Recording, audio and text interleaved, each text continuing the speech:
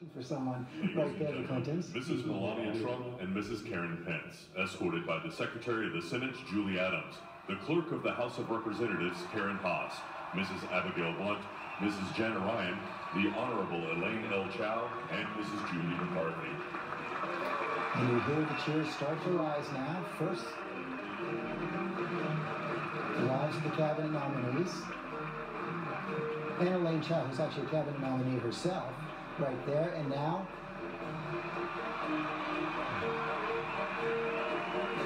those cheers for Melania Trump and a smile.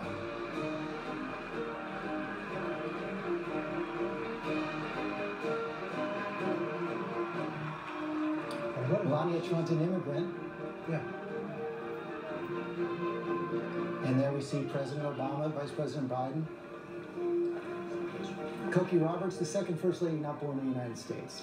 Right, the first being Louisa Catherine Adams, the wife of John Quincy Adams, but she was the daughter of an American who was living in Britain at the time. And by the time she became First Lady, he had been in the Senate, and he had been Secretary of State for 8 years, during which time she wrote her father-in-law, John Adams, that it was her vocation to get her husband elected president. So she was no neophyte in politics. She's likely to stay quiet for some time, concentrate on the job of raising her son, Barron, but she will eventually step out. When I spoke to her back in November, she said she wanted to get involved in the issue of cyberbullying of kids. It got a little uncomfortable since she was sitting next to her husband, known for his tweets. She said she's willing to talk to him about that, as well as all family members are. There she is with her son, Barron. George, I remember when you asked her, are you going to be out on the trail? And Donald Trump answered, and he said, yeah, she's going to be out there giving a speech. And she said, I am? Yep, she got some news right there. As we see the families who've held. Crowd getting silent now as they know the moment is coming.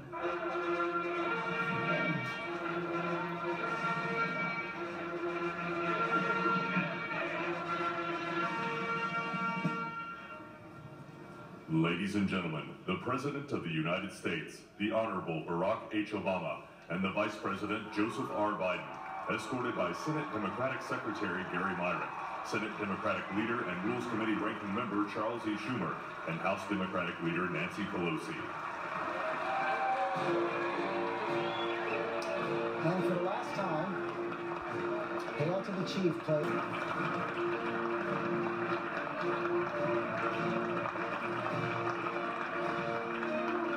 8 years ago, as he stepped out onto that west front of the Capitol, he paused for a moment, closed his eyes, and now he enters in his last 40 or so minutes as president. It was a Newtown shooting, and Osama bin Laden. Starting to call for his successor, Donald Trump, as we see him prepare for those last steps before he heads out of the Capitol. The cheers gathering. It's going to round that corner behind the speaker and the leaders. Dressed as we've always seen before, those tailored Brioni suits, bright red, sometimes bright blue ties. Now, he's never been much of a private citizen, but these are his last moments as a private citizen. He'll step out, take the oath to become America's president.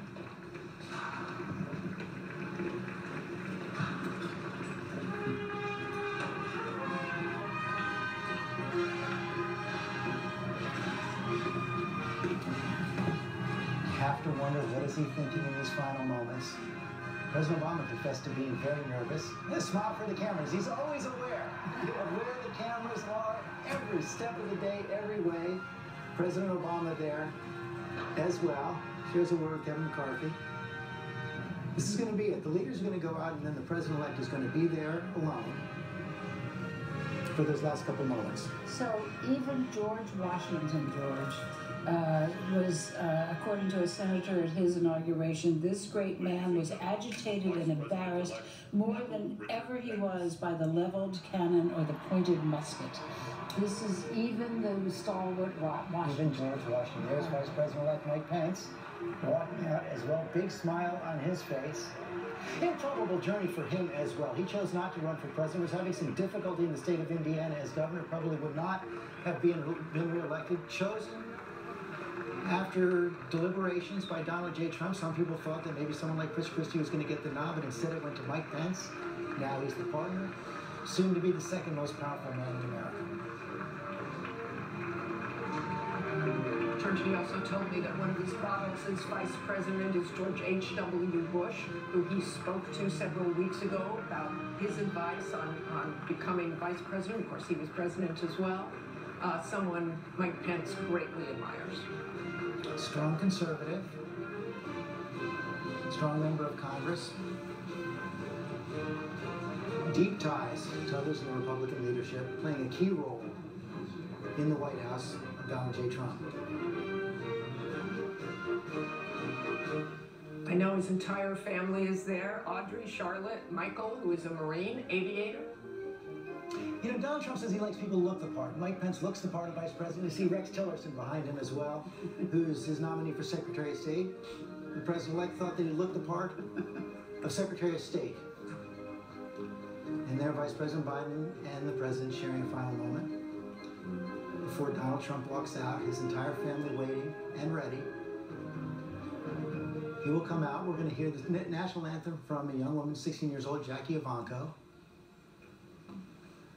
Ladies and gentlemen, escorting the President-elect, the Staff Director for the Joint Congressional Committee on Inaugural Ceremonies, Stacey McHatton McBride, the Senate Sergeant-at-Arms, Frank Larkin, the House Sergeant-at-Arms, Paul Irving, the Chairman of the Joint Congressional Committee on Inaugural Ceremonies, Roy Blunt, Rules Committee Ranking Member and Senate Democratic Leader Charles E. Schumer, the Speaker of the House of Representatives Paul D. Ryan, Senate Majority Leader Mitch McConnell, House Majority Leader Kevin McCarthy, and House Democratic Leader Nancy Pelosi. All together right now, Matthew Dow, but the battles will begin about 1 o'clock. You see Nancy Pelosi there wearing a button symbolizing the Democrats. Ladies and gentlemen, the President-elect of the United States, Donald John Trump.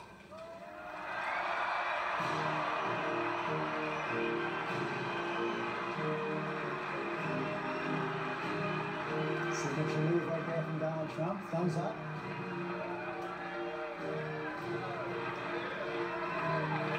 Thank yous for the crowd.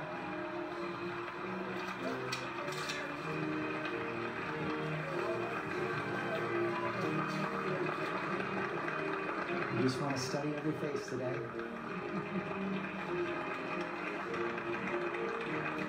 President taking his time, taking in the moment. Kiss for his wife.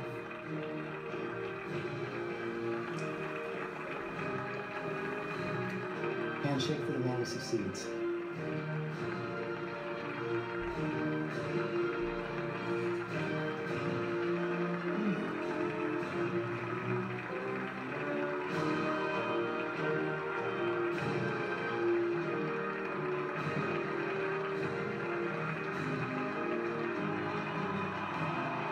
To the crowd and make sure back. About 800,000 people expected today. Some difficulties with security early on, but the crowd is there. Ladies and gentlemen, the Chairman of the Joint Congressional Committee for Inaugural Ceremonies, the Honorable Roy Blunt.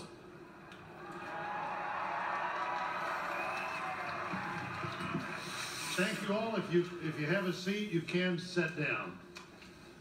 Mr. President, Mr. Vice President, Mr. President-elect, Mr. Vice President-elect, ladies and gentlemen, welcome to the inauguration of the 45th President of the United States of America.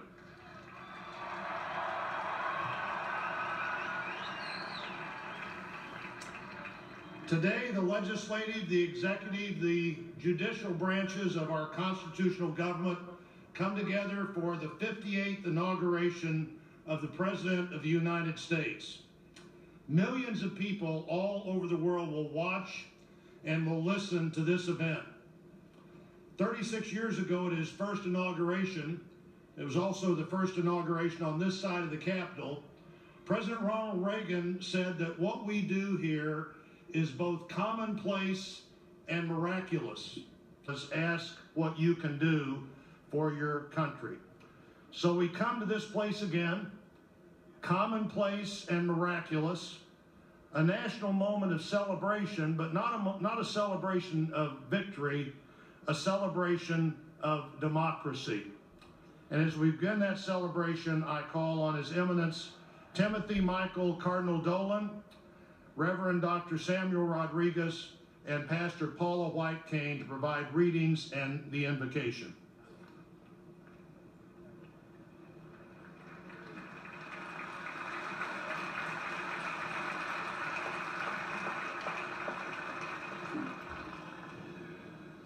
The prayer of King Solomon from the Book of Wisdom. Let us pray. God of our ancestors and Lord of mercy, you have made all things, and in your providence have charged us to rule the creatures produced by you, to govern the world in holiness and righteousness, and to render judgment with integrity of heart. Give us wisdom, for we are your servants, weak and short-lived, lacking in comprehension of judgment and of laws.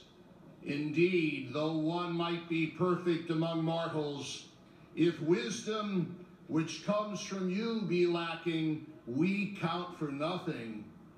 Now with you is wisdom, who knows your will and was there when you made the world. Here is a place of strangers welcome, we who once walked in strangers' shoes. Once we were strangers, we were welcome. Once we were strangers, we were welcome.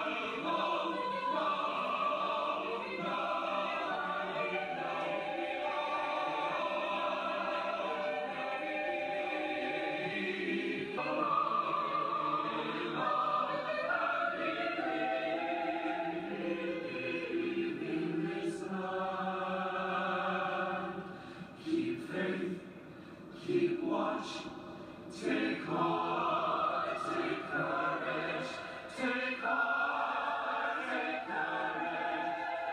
Our spirit feel love, feel longing, feel longing.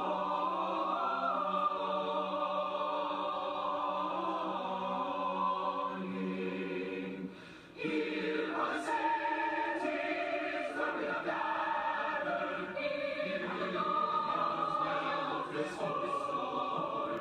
we are the dreams of every being. With the dreams that build the day. The dreams that build the day. Once we were strangers, we were welcome. And decent people. Whatever our race, religion, sexual orientation, gender identity, whether we are immigrant or native born, whether we live with disabilities or do not, in wealth or in poverty, we are all exceptional in our commonly held yet fierce devotion to our country and in our willingness to sacrifice our time, energy, and even our lives to making it a more perfect union. Today we celebrate one of democracy's core attributes, the peaceful transfer of power. And every day we stand up for core democratic principles enshrined in the Constitution, the rule of law, equal protection for all under law, the freedom of speech, press, religion, the things that make America, America. And we can gain strength from reading our history and listening to the voices of average Americans. They always save us, in times of strife. One such American was Major Sullivan Ballou.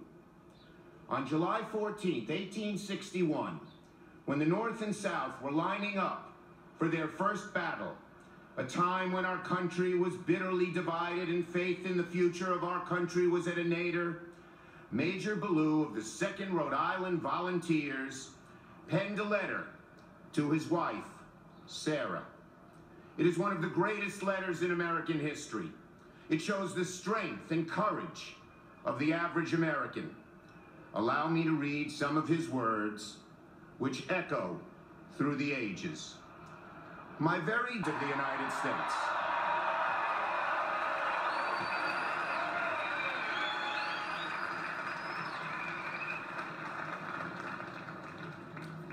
Please your hand on the Bible. Please your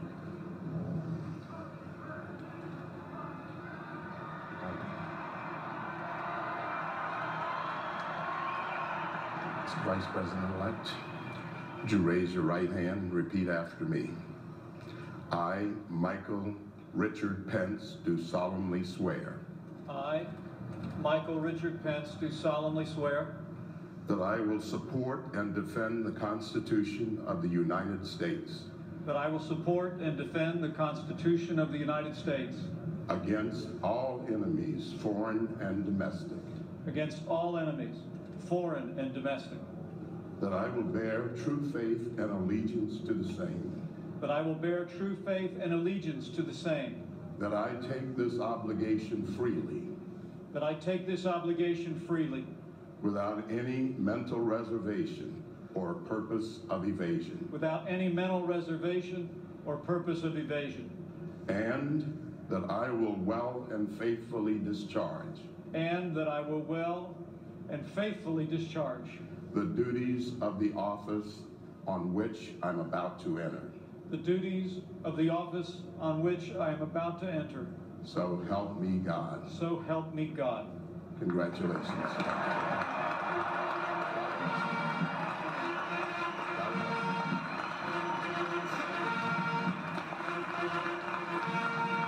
And for his wife, after taking the oath, and his children, Mike Pence put his hand on the Reagan family Bible and turning around, we saw that there. The vice presidential oath somewhat longer than the presidential oath. It is, although he doesn't have as much to do. John Nance Garner calling it not as prestigious as a bucket of spit. It's the office, not the oath. That's yes. But it's obviously a tremendous honor, and he will be an activist vice president. Donald Trump has said he will delegate, so he is a key person in our country as of this moment. Congratulations there from the president. Mr. Biden.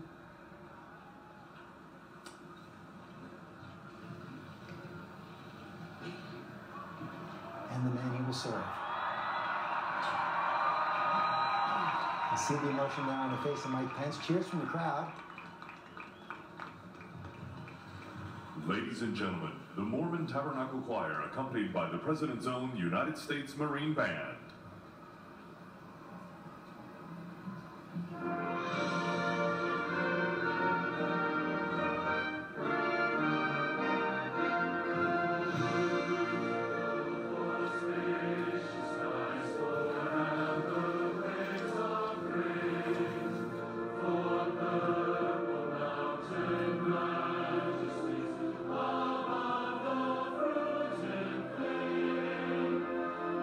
Amen.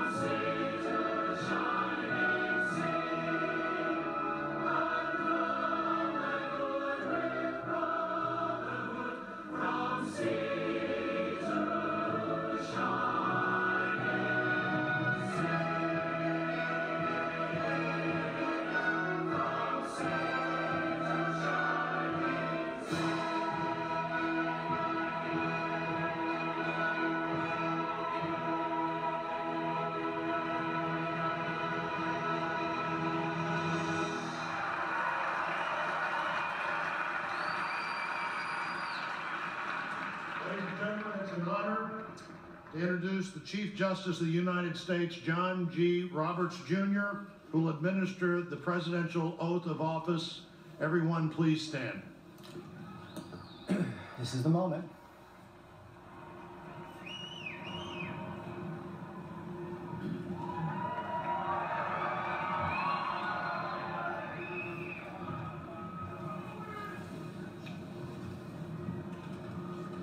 Please raise your right hand and repeat after me. I, Donald John Trump, do solemnly swear.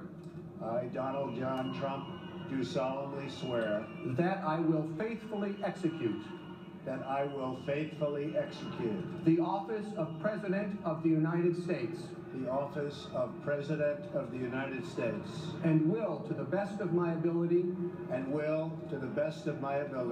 preserve, protect, and defend the Constitution of the United States. The Constitution of the United States. So help me God. So help me God.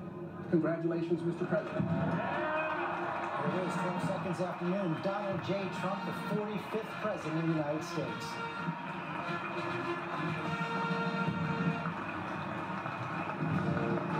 Hugs and kisses for his family.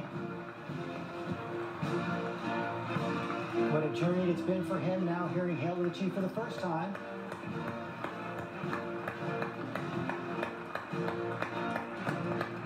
Congratulating the man he succeeds.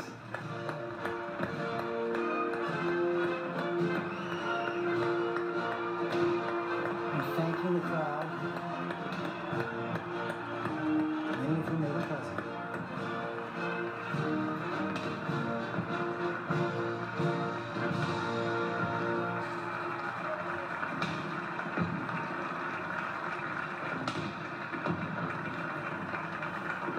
He'll be introduced by Senator Blunt and deliver his inaugural address.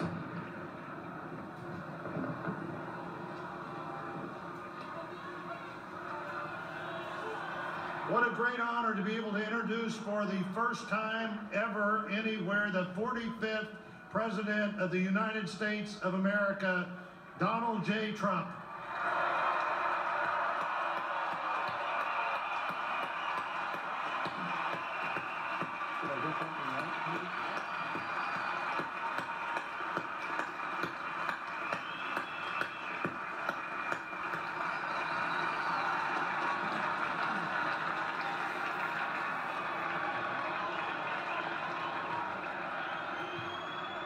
Chief Justice Roberts, President Carter, President Clinton, President Bush, President Obama, fellow Americans, and people of the world, thank you.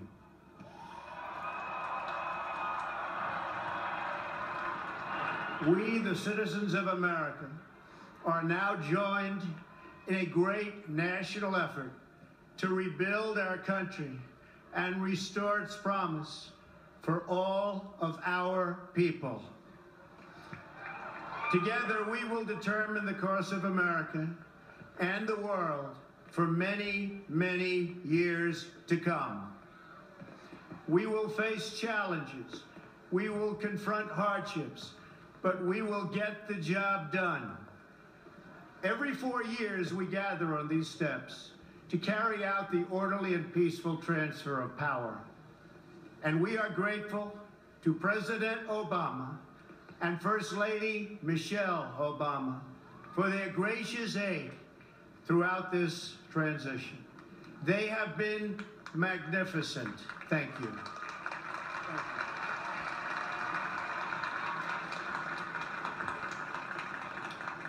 Today's ceremony, however, has very special meaning, because today we are not merely transferring power from one administration to another or from one party to another, but we are transferring power from Washington, D.C. and giving it back to you, the people.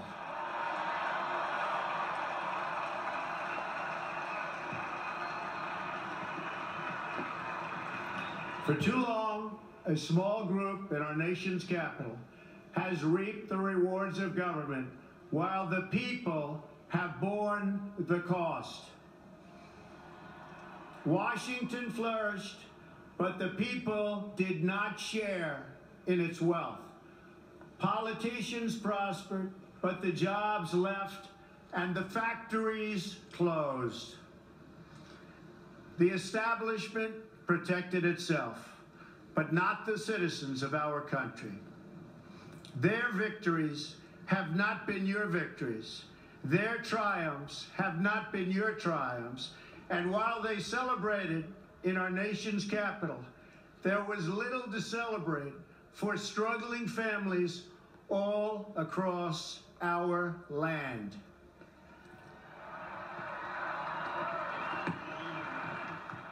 That all changes starting right here and right now, because this moment is your moment. It belongs to you.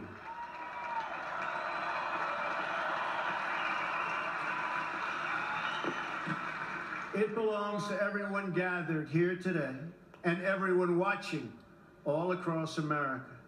This is your day. This is your celebration. And this, the United States of America, is your country.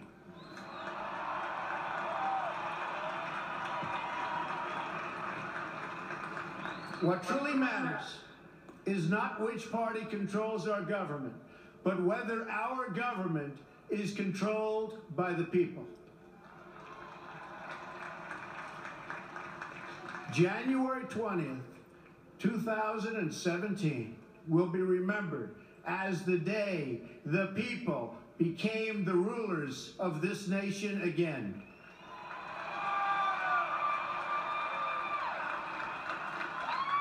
The forgotten men and women of our country will be forgotten no longer. Everyone is listening to you now. You came by the tens of millions to become part of a historic movement, the likes of which the world has never seen before. At the center of this movement is a crucial conviction that a nation exists to serve its citizens. Americans want great schools for their children, safe neighborhoods for their families, and good jobs for themselves. These are just and reasonable demands of righteous people and a righteous public. But for too many of our citizens, a different reality exists.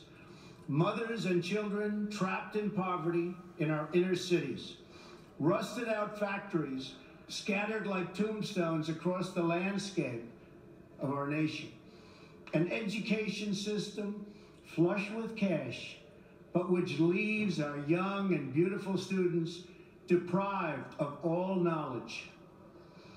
And the crime, and the gangs, and the drugs that have stolen too many lives and robbed our country of so much unrealized potential of our military.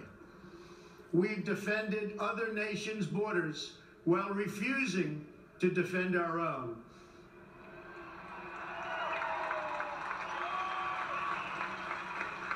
And spent trillions and trillions of dollars overseas while America's infrastructure has fallen into disrepair and decay. We've made other countries rich while the wealth, strength, and confidence of our country has dissipated over the horizon. One by one, the factories shuttered and left our shores, with not even a thought about the millions and millions of American workers that were left behind. The wealth of our middle class has been ripped from their homes and then redistributed all across the world. But that is the past, and now we are looking only to the future.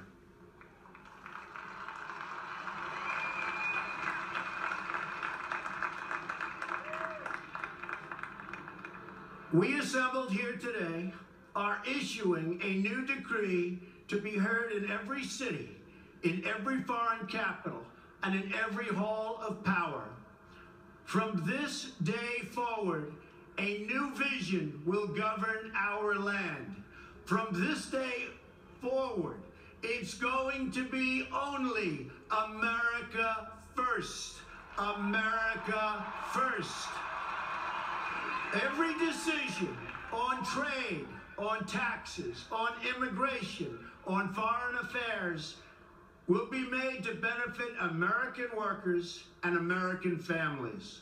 We must protect our borders from the ravages of other countries making our products, stealing our companies, and destroying our jobs.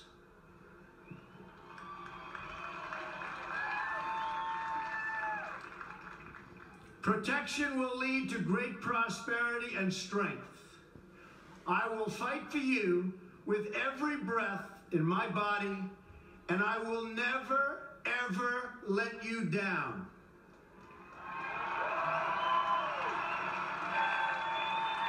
America will start winning again, winning like never before. We will bring back our jobs. We will bring back our borders. We will bring back our wealth. And we will bring back our dreams.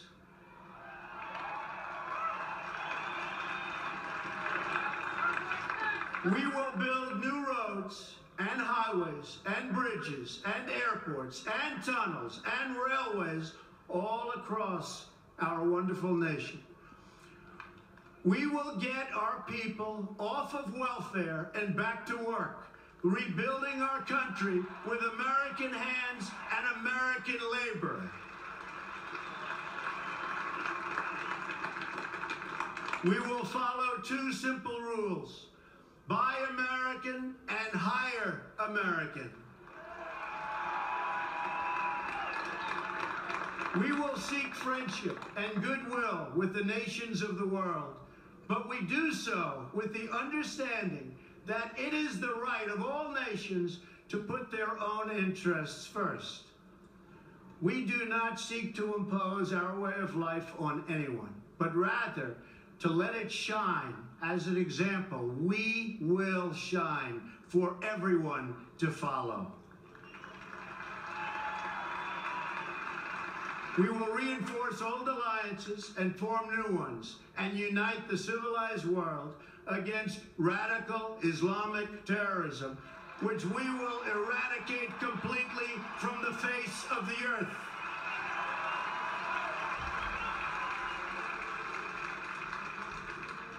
At the bedrock of our politics will be a total allegiance to the United States of America. And through our loyalty to our country, we will rediscover our loyalty to each other. When you open your heart to patriotism, there is no room for prejudice.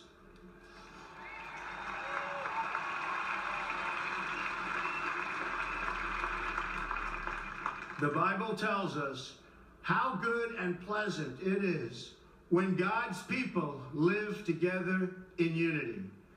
We must speak our minds openly, debate our disagreements honestly, but always pursue solidarity. When America is united, America is totally unstoppable.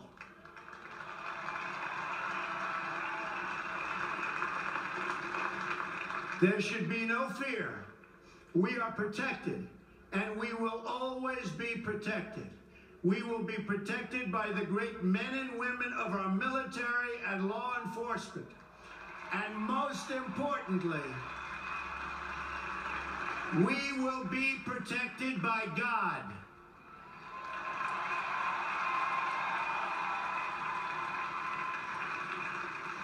Finally, we must think big and dream even bigger. In America, we understand that a nation is only living as long as it is striving. We will no longer accept politicians who are all talk and no action, constantly complaining, but never doing anything about it.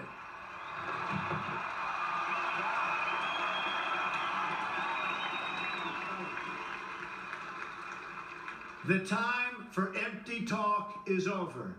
Now arrives the hour of action.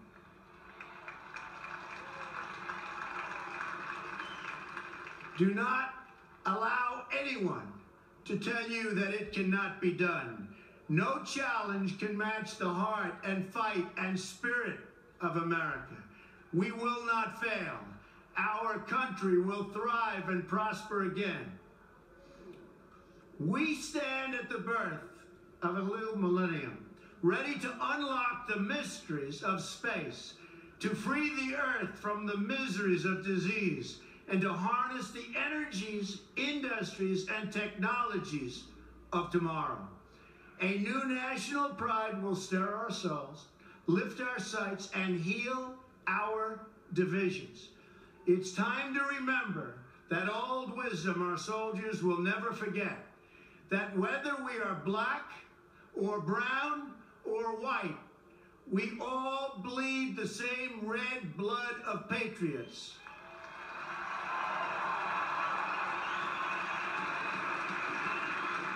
We all enjoy the same glorious freedoms, and we all salute the same great American flag.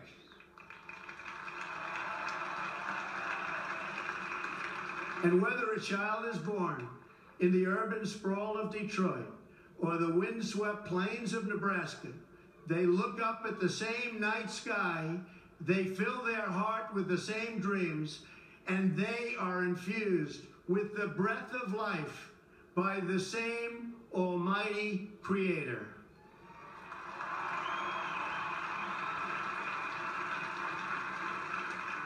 So to all Americans in every city, near and far, small and large, from mountain to mountain, from ocean to ocean, hear these words: you will never be ignored again.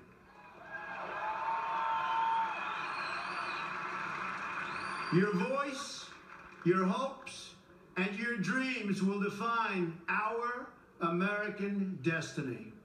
And your courage and goodness and love will forever guide us along the way. Together, we will make America strong again. We will make America wealthy again. We will make America proud again.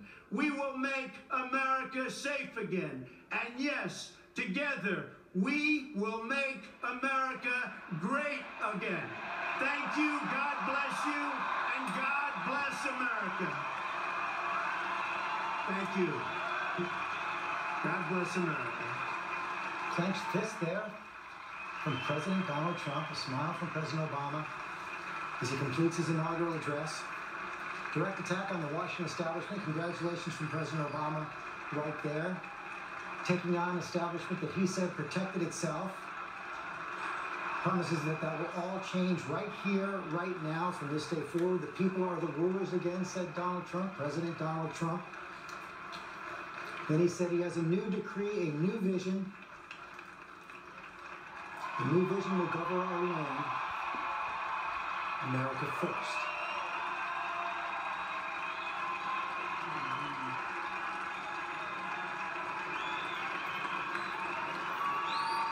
Ending, of course, with the slogan of his campaign, Make America Great Again. This time, I call on Rabbi Marvin Heyer, Reverend Franklin Graham, and Bishop Wayne T. Jackson to provide readings and the benediction.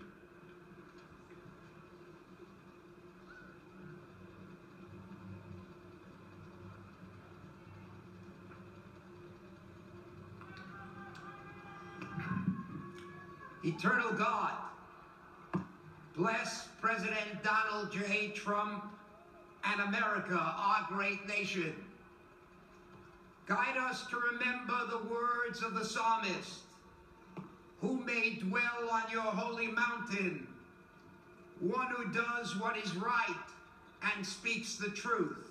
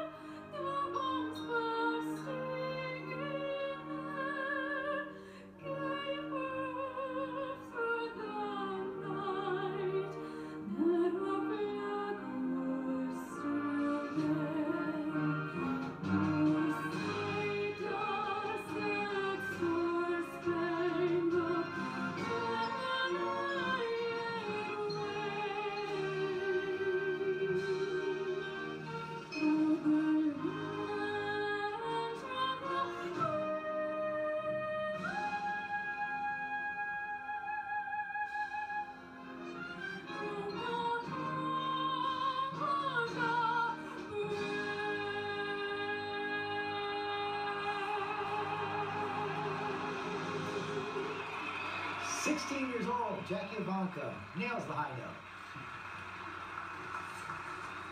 Ladies and gentlemen, please remain standing while the President and official party depart the platform. You will be released by sections shortly.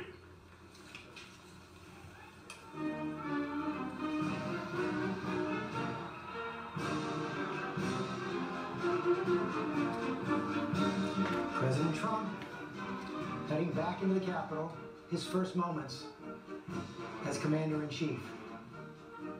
So much to talk about after that inaugural address, about 16 minutes long. John Carl, you're up there on the podium right there. He began with a thank you for everyone behind him on that west front of the Capitol, members of Congress, senators, Republicans, Democrats, former presidents, but then a direct attack on all of them for failing America. That was something else, George, to hear him say that this is a transfer of power, not just from one party to another party, but from Washington, D.C. to the American people. This was an attack on the politicians in both parties that were surrounding him, who he said had celebrated their success here in Washington while the rest of the country suffered. He said this day will be the day that will be remembered when the people took back the reins of the government. That said, George, after that rather blistering attack on everybody around him, he did return to that theme of unity, a broader theme of unity. And I thought the line that we'll hear a lot was when he said, whether we are black, brown, or white, we all bleed the red blood of patriots. You open your hearts to patriotism. When you open your hearts to patriotism, there's no room for prejudice. Some grace notes there to unity. You're correct, Tom Yamas. You covered President Trump from the very beginning of this campaign. That sounded very much like many of his campaign speeches. George, two things struck me about that speech. First, for anyone who hoped or thought that the magnitude of this moment would change President Trump, they were completely wrong. That was vintage Donald Trump from the campaign trail. That was the message that got him to this stage, and he bucked tradition, he bucked history, and he even bucked sort of that tone of unity to give that speech here today, slamming those other politicians and really delivering a populist and nationalist message. But on the flip side, George, also, as you know, every politician's first day in office, their #1 goal is to get reelected. And I think what we saw there from President Trump was his first campaign speech of his next election cycle. The fact it was against the establishment. Donald Trump remembers who got him here today. And he said, the establishment protected itself.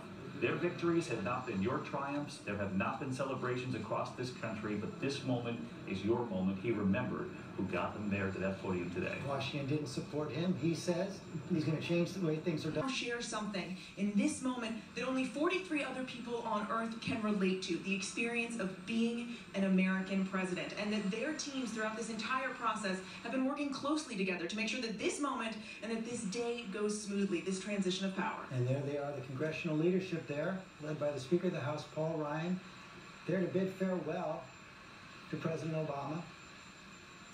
And Byron Pitts, as you said, as they say farewell, when you listen to that speech, again, a study in contrast between the presidents. George, absolutely. I was thinking about Billy Graham. Billy Graham said there are only two kinds of preachers, those who build you up and those who tear you down. That was a tear you down, punch in the mouth speech, and now I'll pick you back up again. I've been texting to friends who voted for Trump, those who voted against him. One who voted for Hillary Clinton said horrifying. One who voted for Donald Trump said excellent, even a bit inspiring. We'll see if he can deliver. So I think this was one speech that to America. The new president, as we see him walk out of the Capitol with President Obama. Absolutely. I have to tell you, it almost feels like the end of the Super Bowl. You know, everybody was so excited, and now they're beginning to trickle out of here. But I heard Tom say that it was vintage Donald Trump, President Trump, that you heard of there. Well, this is sort of a vintage crowd that you heard out here today, too. A lot of the same themes whenever he talked about America and making America great. You heard chants from the crowd, USA. When Hillary Clinton came out to take her seat, you heard a lot of boos, you heard lock her up, a lot of that vintage Trump language. But I have to tell you, the folks here are very, very excited. The Sanchez family is here. They came in from Arizona and from New York City, and you don't see a lot of these red hats for Trump in New York City. But they said they were very, very excited. You loved what you heard, right? Most definitely. We love Trump, always been a supporter. So, yes, we're here and supporting Arizona and supporting Trump. Well, you heard a lot of that. You heard a lot of excitement out here. Folks who just wanted to get on with it. They just started shouting Trump. A lot of enthusiasm out here, George, as they start to disperse now, and the rain held off. The most important bit of the day.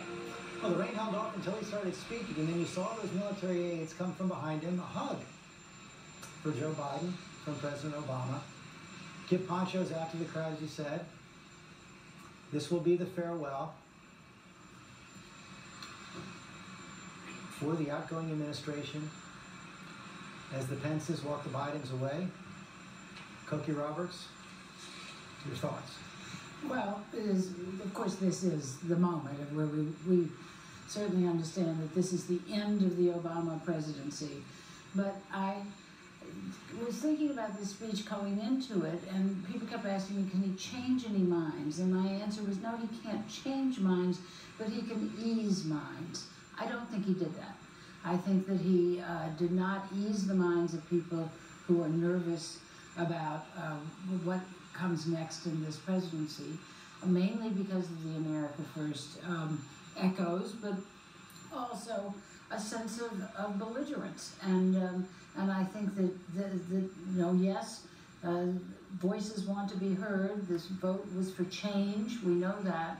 But to get something done, you can't be that. Tory message to Congress, which surprised me. He has to work with them going forward. There wasn't any vision that he had for what they will do going forward. Much more of a challenge to Congress. As we see that helicopter that will carry President Obama to Andrews Air Force Base, and he held off on the presidential plane one last time for a weekend off. He's actually going to come back to D.C., though.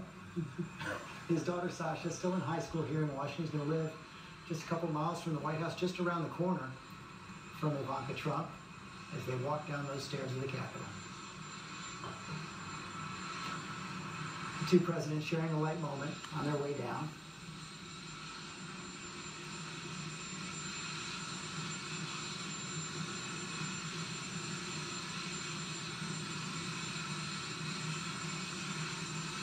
Smiles from both of them.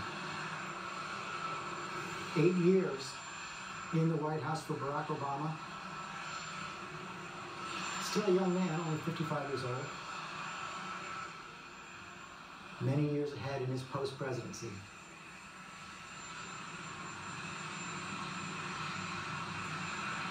He'll be accompanied by close staff and friends.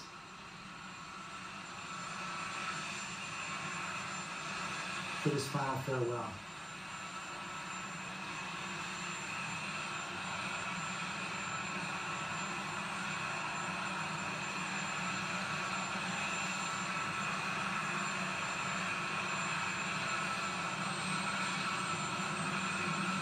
Two men just met a couple months ago. Harsh words during the campaign on both sides.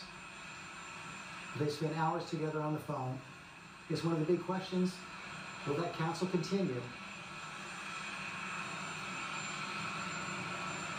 As now former President Obama, the final salute.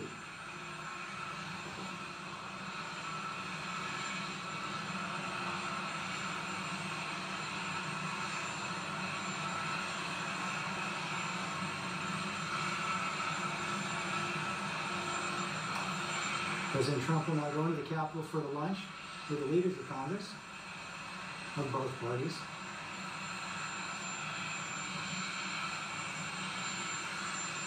And then get to work.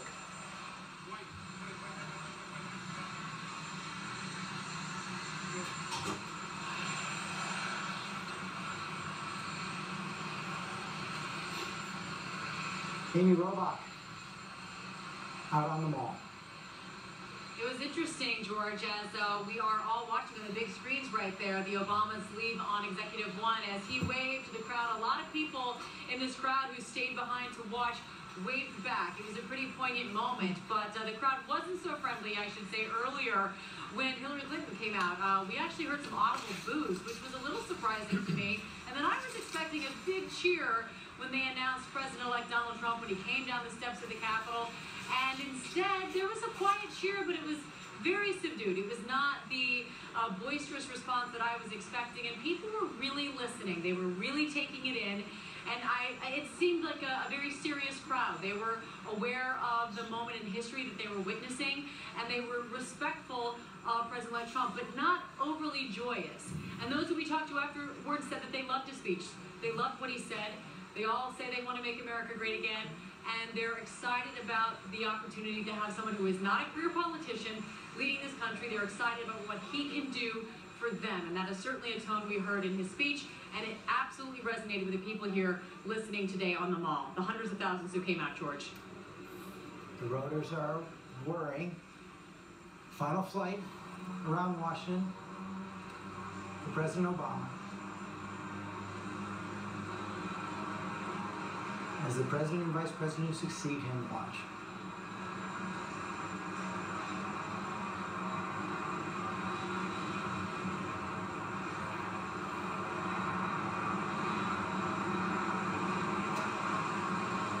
First time he enters that helicopter without the bird in his Oval Office.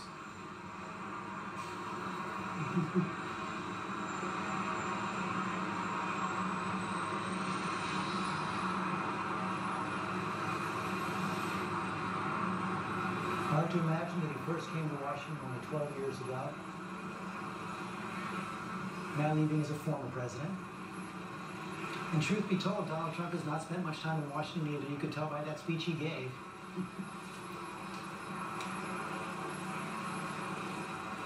He's coming to change it completely.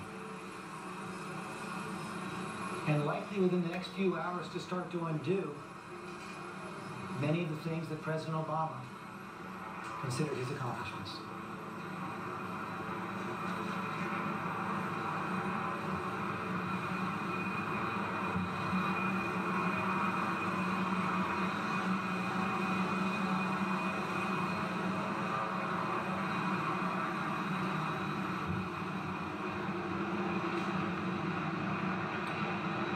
Rainy afternoon here in Washington.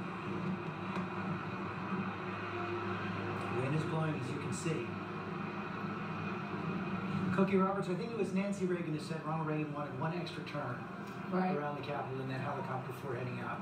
And you know, while he was in that helicopter, he was asked, what was it like to reflect a little bit? And coming as an actor to the presidency. And he said, I don't know how you could be president without having been an actor. He said that to David Brinkley in his farewell interview. That's exactly right. And so he, maybe that is presages this presidency. But this moment is quite something. And they will be coming back to Washington, but still, none of us ever get that view because it's restricted airspace. And it is a wonderful, wonderful view of this beautiful, magnificently beautiful city. He will be coming back to Washington simply as a citizen and a father to his daughter who will be in high school. And as we see him head to Andrews, want to bring in one of our political analysts right now. Talk a little bit more about that speech. Alex Castellanos, supporter of the president. Was that the speech you expected? I thought it was a little hotter than I might have expected. I mean, that was a declaration of war against a Washington establishment that many have mentioned Terry Moran. With each passing president, the president takes on more responsibility, more power unto himself. We've seen the executive branch grow. Now that power being turned over from President Obama to President Trump. And that concentration of power is what he explicitly said he wanted to reverse. But he is a guy who likes to take charge. So his personality, he's got an executive personality, there's no question about that. He wants to use it to transfer power back to the people, to disempower Washington. Ronald Reagan came to Washington saying the same thing. He did a good deal of that, and he wants very much to do the same. Let's try to see if we can hear. Scott is going to do a great job. Absolutely. Speaker would like that. Oh, well, Scott just won the World Series with his team and the family. He's going to be doing a running commentary on all his cabinet members. He's going to be helping Wilbur. Wilbur, Deputy Secretary of Commerce. Discussing Wilbur Ross, his candidate for Secretary of Commerce, another fellow billionaire.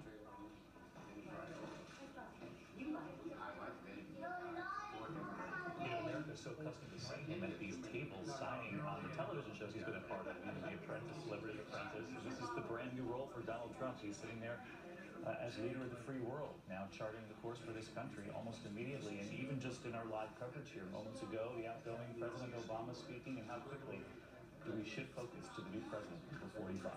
Role of a lifetime.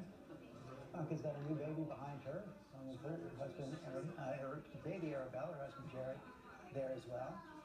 Sorry, that's the baby Theodore. I take that back. Arabella right by his side in the red.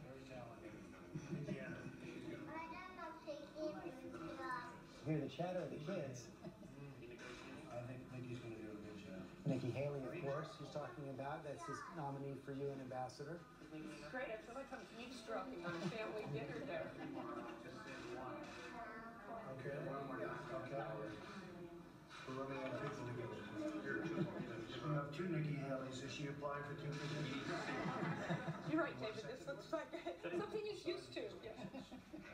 The television part of this, the imagery, he'll fall right into very easily, I would gather, with the same skill set. I see Jared Kushner back to the left there, and one thing I did notice in the steps of the Capitol, standing behind his father-in-law, and this was before he took the oath, but Jared Kushner had a smile on his face, and so rarely do you see any emotion in his face, but he's going to play, obviously, a very key role inside that White House. It's going to be a key point of contact for foreign leaders, also going to work with cabinet secretaries on modernizing their departments. Of course, a trusted counselor to his father-in-law. Now, that organization at the top of the Trump White House, as we hear him talking more about his cabinet nominees, Matthew Dowd, unlike many others, really going to have 4 or 5 key players who are basically part of, and Donald Trump says he likes to deal with kind of a board of directors, all jockeying for position, all wanting to be the last person in the room. Yeah, I mean, I think it's not maybe unlike, it's unlike any others that I've seen in the course of the presidency. One, he ran for an office basically without any political experience, and now his key advisors he's brought into the White House all have no Washington experience. This is the Patriotism Proclamation the president's signing now.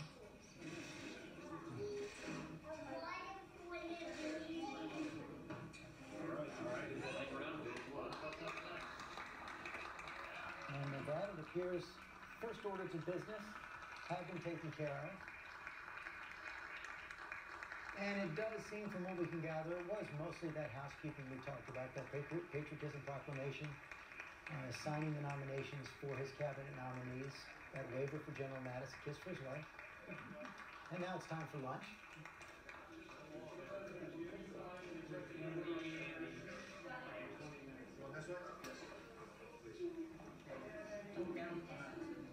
Mr. Trump, not a foodie as he heads into lunch, but I think Mary Bruce is up there on Capitol Hill as he heads there. It is quite a fancy menu this afternoon. It certainly is, George. You know, what is he going to eat as his first meal as president? It's surf and turf. On the menu today, Maine lobster, Gulf shrimp, a grilled Angus beef steak with a dark chocolate sauce. And if that's not enough to make you drool, that's followed up by a chocolate souffle, and some cherry vanilla ice cream. Sounds pretty good. Not so bad. That is all before the parade this afternoon. And of course, he'll be going right by the Trump Hotel, which he's so proud of building, opening it up in the final weeks of the campaign as we see the members of Congress, senators, invited guests waiting for him. Hillary Clinton staying for lunch, it appears. I think she's talking to John Cornyn, a Republican senator from Texas, right there, President Clinton behind. And Conway, her back to us right now. She'll be heading to the White House for her first day of work after this lunch as well. Senator John McCain, Trump's nominee for Secretary of State. Right, there are a couple of holdouts up there. We don't know what they're doing. We don't know other is doing right now. Changing the furniture. What do they have? 6 hours. 6 hours to get ready for the new president. Depending on how long the parade takes. Yes, they change the beds, right? They change the mattresses. They change the headboards. They change everything. Clean it completely for the new president. Make sure they have the Oval Office ready as well. Pictures all down. And they don't hire professional movers. This is the White House staff. They come in before dawn, and they're the ones who are making this all happen in this 5-hour interim period before the new first family comes home. There's Ivanka and Jared coming in to the lunch right now. He'll be going to his office in the White House this afternoon as well, getting to work. Some of President Obama's staff members mentioned the bus ride over as they arrive at the White House. They're shown where their offices are, and there were Post-it notes with the password to get into the computer to set your own password. We're going to talk now to the man who helped move the White House in one of those 5 hours, Admiral Steve Rashan, former White House chief usher, served 36 years in the Coast Guard. On the new first family that comes into the house. But it is, they're there to serve that president of the United States. I saw former presidential staffer Karl Rove write about an encounter he had when on his first day in the White House when one of the men who was cleaning, who'd been there for many years, turned to him and said, "Take care of this house." Yes, yes. And everyone is in tears on that last morning to say goodbye. What's the hardest part of leaving? The hardest part of leaving the president or the myself? President and the White House. You know, after I only spent 4.5 years there, I got...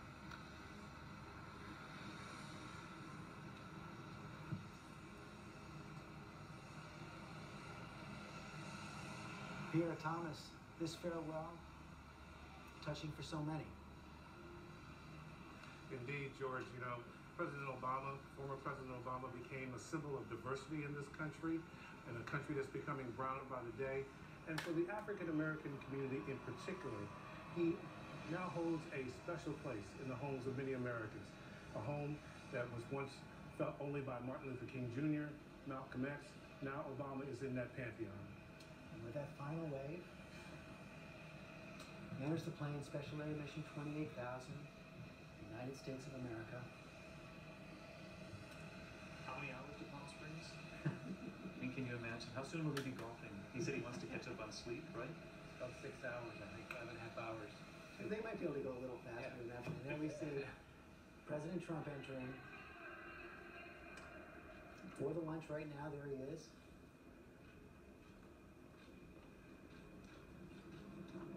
Out with the old, in with the new.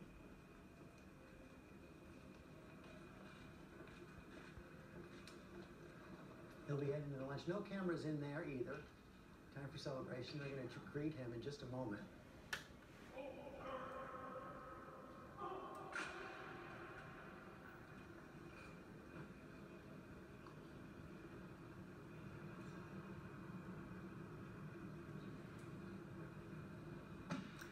Expected to stay at lunch for about an hour, maybe a little more. Parade's supposed to begin at 3 p.m. Once again, ruffles and flourishes. Ladies and gentlemen, President of the United States, Donald J. Trump, and Mrs. Melania Trump, accompanied by Chairman Roy Blunt and Mrs. Abigail Blunt.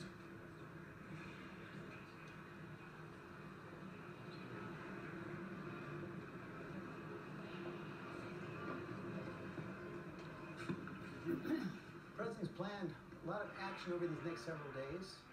Wants to visit the CIA. Unless he's got a confirmed director, Mike Pompeo, former congressman still until he's confirmed, still not confirmed.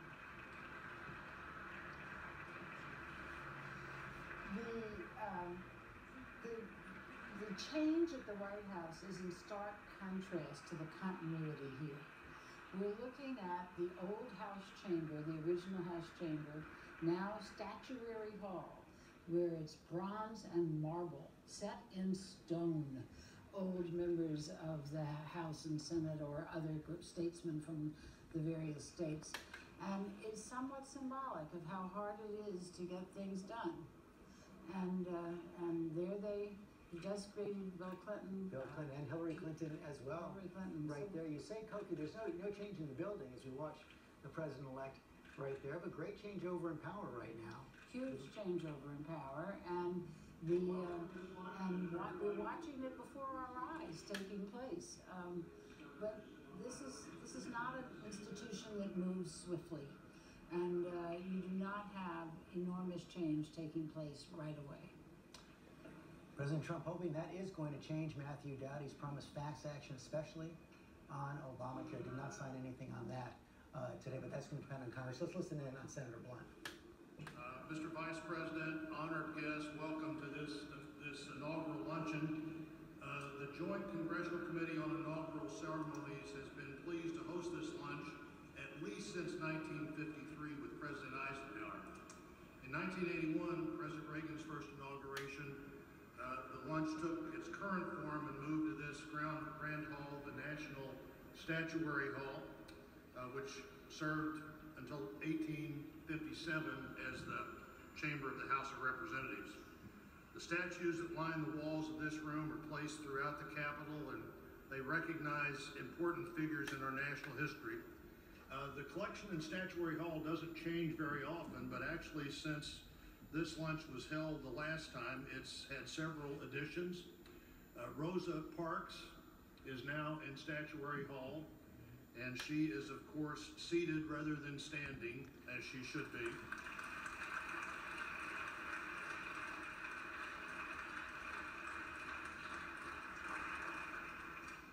When Ms. Parks died in 2005, one of the few people who never held any public office or served in the military to lay to honor in the Capitol Rotunda, and several of us were there that day.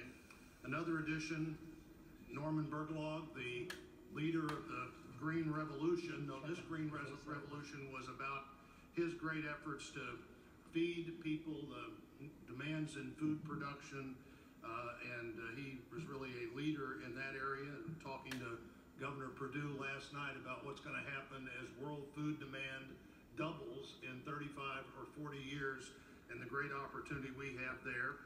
Barry Goldwater, a real inspiration to a generation of conservatives, was added to Statuary Hall over the last few years. And Thomas Edison of Ohio, who discovered more than 10,000 ways not to make a light bulb, and until he discovered the one way to make them. Wear those red hats, make America great again, and would wait for hours, a lot of time, in freezing temperatures to support him. And look, right now, he's getting out again, George, and I'm sure a moment like this is something that he loves, and now he can be actually a little closer to the people. We'll see if he actually gets closer to them. That's right, John Carl, he is getting out again. You know, Tom Yamas mentioned that Donald Trump is a germaphobe. You know, he used to not really shake people's hands at all. One of the concessions he had to make to campaigning was to get more used to it. Yeah, there was a time where he simply didn't want to shake hands. He's called it a disgusting habit at one point. But long before he decided to run for president, he overcame that. But here we're on. This is the part of Pennsylvania Avenue that's called Pennsylvania Plaza. Lafayette Park is going to be coming up soon. I can see, you can't see yet, but the official reviewing stand. So this is a part where to get here, you really had to have tickets. You had to have tickets to attend this. There's not a single protester that I can see in sight here. This is a very friendly crowd for him. Cecilia Baker, what can you see from the top of the reviewing stand? Well, it's interesting to me that what Donald Trump will see is a huge section of empty bleachers, and I'm struck by the fact that this is the area where he chose to get out of his car again. And in fact, he's going to walk this last section of the way to his seating area right in front of the White House. I am directly in front of the White House in Lafayette Park. The crowds hear the president coming now. You can hear the crowds. They're cheering pick up. Actually, from my vantage point, I can see.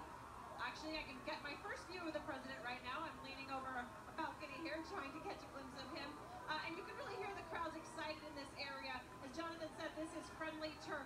But I've got to say, it's not just the VIP section that's empty that I'm looking at. There's a public section here, and there are still a lot of empty seats in this area. But the crowd that is here are on their toes. They are peering over the people in front of them, trying to catch their first glimpse of President Donald Trump. Boy, I'm surprised to see all those empty bleachers right there. Paula Ferris, you can tell us why. Yeah, sorry, pardon me for fangirling. I just saw John Carl. I want to be John Carl when I grow up and ride the inaugural parade on a flatbed. But you were talking about those empty stands. I was told by several people that there's a good chance that those are being reserved for VIPs and the performers. So you were wondering why those stands are empty, and that is one of the reasons why. I believe is this the presidential motorcade right here? We know 4 years ago, right at this very spot, President Obama got out and then walked all the way out to the reviewing stand. We're waiting to see if Donald Trump, we know that he is walking and greeting people right now in the stands, but whether or not he goes into the White House to freshen up, as expected, remains to be seen. But We are going to follow that. We saw him there surrounded.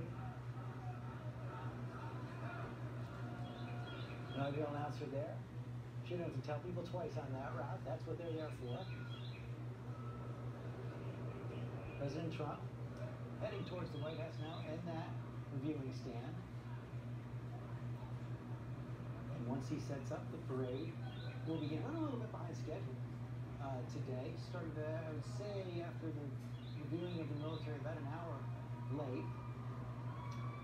The president set to attend 3 balls tonight in fairly short order. Very, very difficult times in this campaign. So maybe the song, Tom, maybe the song was born out. You may find sometimes you get what you need. He may have gotten what he needs in Mike Pence. There was a moment of crisis there for Mike Pence after that Access Hollywood video came out. He went silent for a day, chose not to go up to Wisconsin, but then came out and doubled down on Donald Trump, even more loyal over those last several weeks of the campaign. And that, Martha Raddatz, really seems to have solidified their bond and made Donald Trump rely on it. I think it did. And, you know, himself forgave Donald Trump for that Access Hollywood tape and wanted to move on. And Donald Trump saw him as you said, extremely loyal. The 45th President of the United States. We're going to give it another go. Hopefully, he will answer our questions. The Vice President did. Hopefully, he will take a cue from his Vice President. He is, of course, holding hands with the new First Lady, Melania Trump. And fortunately, the rain has held off for this walk today. And for the latter part of the parade, so that they were able to walk a short distance and be fast. Mr. President, how does it feel to be the 45th President of the United States? What are your emotions at this hour, sir? Beautiful day. Kristen Walker. Well done there on that north line. I'm the new Al Roker. Uh-oh. No candy. Uh-oh. Yeah, I don't know about that neck of the woods. He said, beautiful, hard to describe. You could tell that both of them are reviewing stand. And again, this is a tradition that dates all the way back to President Grant. So it seemed to be a quite humbling moment for both the president and vice president. Chuck Lester. Absolutely. Thank you, Kristen. You know, Michael Beschloss, it was interesting when we were watching Jared Kushner, Ivanka Trump walk in. Correct me if I'm wrong, not since the Kennedys has family been so important. Oh, I think that's exactly right. And of course, because family was so important. The 45th President of the United States, Donald J. Trump, and the First Lady of the United States, Melania Trump.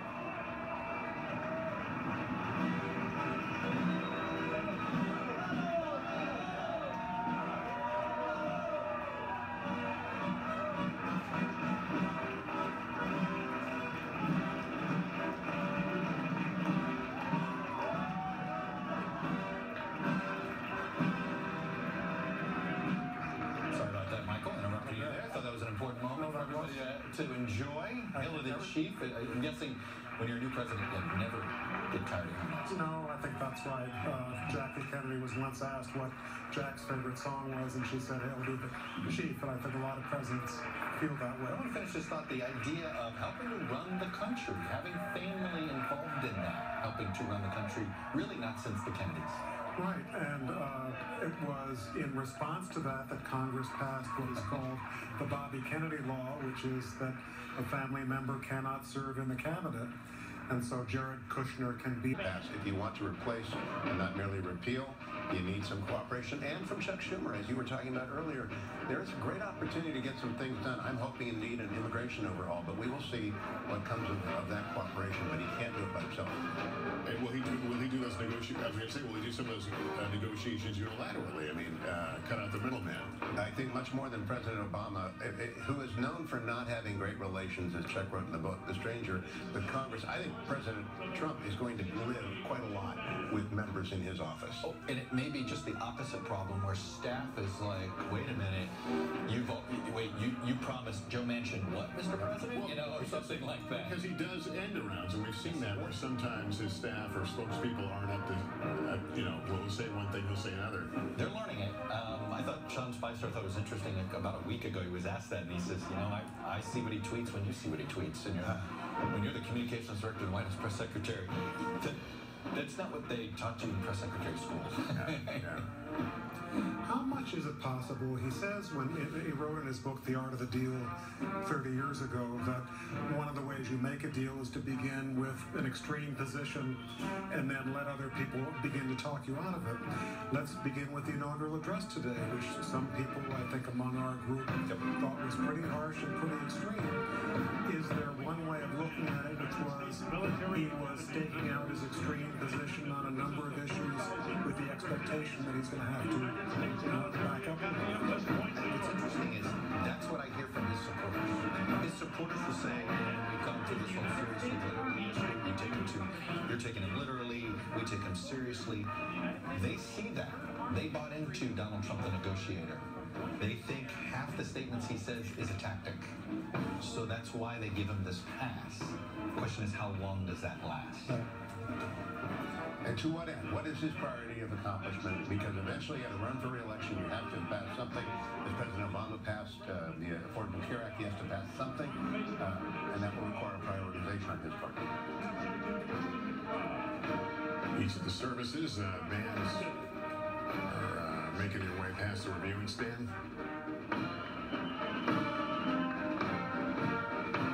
Following them is the United States Army National Guard.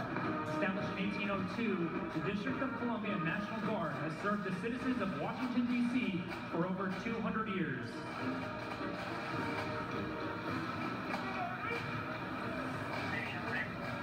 In the Army Reserve, upon hearing their nation's call, these warrior citizens have served in overseas contingency operations in Afghanistan, Iraq, and throughout the globe. Let's hear it for our stand. It's the NYPD Emerald Society. And this president has talked a lot about rebuilding it. Well, and this is actually, and it's sort of like, it depends on the eye of the beholder of what the military you want it to look like. There's different ways of increasing the military. He's opened offices in the Silicon Valley. Pentagon never had offices in the Silicon Valley until under Mr. Carter. That's a different model than what you were describing about just more troops and more boats. But there is what many see as the growing threat in the South China Sea, the Chinese expansion there, these artificial islands, and whether the U.S. is prepared to challenge those in any meaningful. Are sort of the polar opposite of our previous president, right? And so many people thought George W. Bush only used black and white metaphors, and Barack Obama was all gray. Some people thought too much gray area. You do it sometimes. How do you, it's a hard threat to quantify, because we have seen ISIS-inspired individuals here in the United States. We've seen the ISIS on the ground in Syria and in Iraq. We've seen what's happening in Europe. So it is it's more than one place and more than one. Hey, you wonder what General Mattis thought when he heard that part of the speech today? Simon. Let's hear it again. President Bush, when he might for distinctive honors, marching with their cadets. But what I also heard in that speech was, this is why you elected me. I was just going to say, since I'm not working off notes here, the New York Military Command, is that? Yeah, it might be his school. He's gotten very fired up about this. I think this is personal. Yeah, that's got to be a neat feeling. Yeah. Think about where you were in childhood, and they're there honoring your president. And now you're president. Pretty heavy.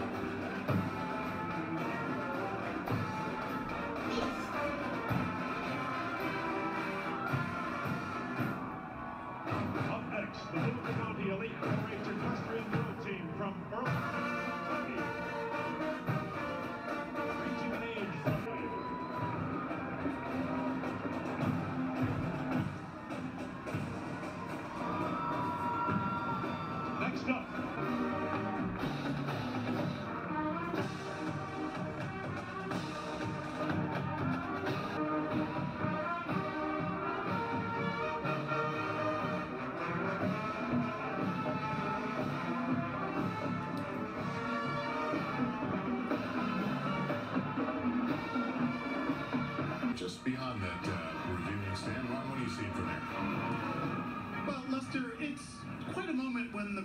and as they were walking by here, they were walking by very slowly, and they were just trying to take it all in. They spent a relatively long period of time in the White House. This is usually just a stopover on the way out to the reviewing stand, but they stayed there and they seemed to linger there. We don't know exactly where they went, probably into the residence, but a lot of offices were cleared out. The cleaning crews were in here.